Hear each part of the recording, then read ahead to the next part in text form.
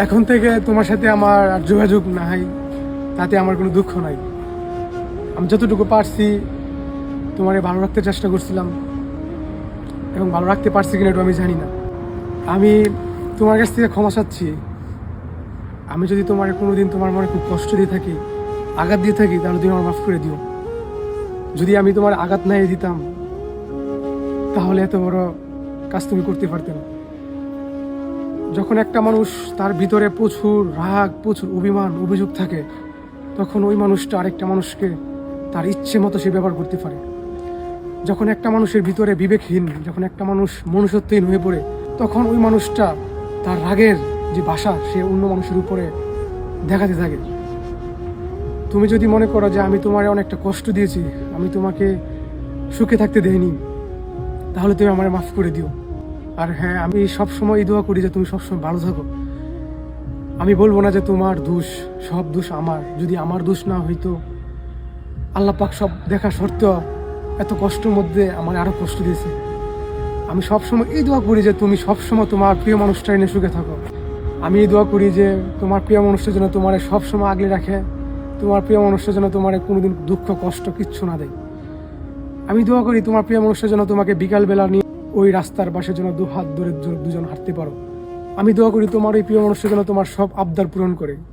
তুমি চাইতে না চাইতে যেন ওই আবদারগুলো তোমার ওই প্রিয় মানুষটা যেন তোমার পূরণ করে ফেলে। আমি এইটাও দোয়া করি যে ওই মানুষটা যেন তোমাকে প্রচণ্ড রকম ভালোবাসুক, ওই মানুষটা তোমার প্রচণ্ড রকম ভালোবাসুক, ওই মানুষটা যেন তোমাকে হাজার জীবন ওই মানুষটার বুকের মাঝখানে রাখতে পারে। আমি আল্লাহ পাকের কাছে এই দোয়া করি, আল্লাহ পাক যেন তোমার উপরে আমার কষ্ট দেখে আল্লাহ পাক যেন এই কষ্টের দায়ভার যেন তোমার উপরে না দেয়।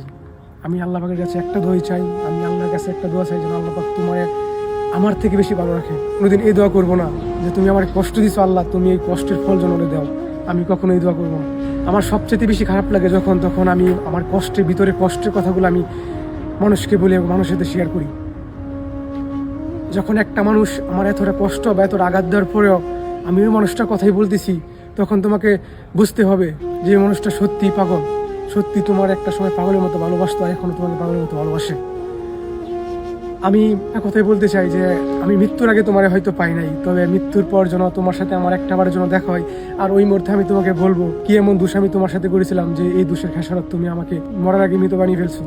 আমি এই দোয়া করি যে পৃথিবীর সবটুকু ভালোবাসা যেন তুমি তার কাছ থেকে পাও, পৃথিবীর সকল সুখ যেন তোমার হোক। আমার কোনো অভিযোগ, কোনো অভিমান, কোনো কিছু তোমার উপরে নাই। তবে আমি চাইছিলাম যে একটাবার তোমার সাথে শেষবারের মতো কথা বলতে, তবে এই সুযোগটা আমার হয় নাই। তবে ইনশাল্লাহ আল্লাহ পাক যদি চাই, মৃত্যুর পর অবশ্যই তোমার সাথে আমার দেখা হবে। আর ওই দেখাটা যদি আল্লাহ পাক, আমি তো জানি আমার মধ্যে কোনো দুই নম্বরই ছিল না, এটুকু আমি জানি। তবে আমি চাই তুমি সবসময় ভালো থাকো, এই দোয়া করি।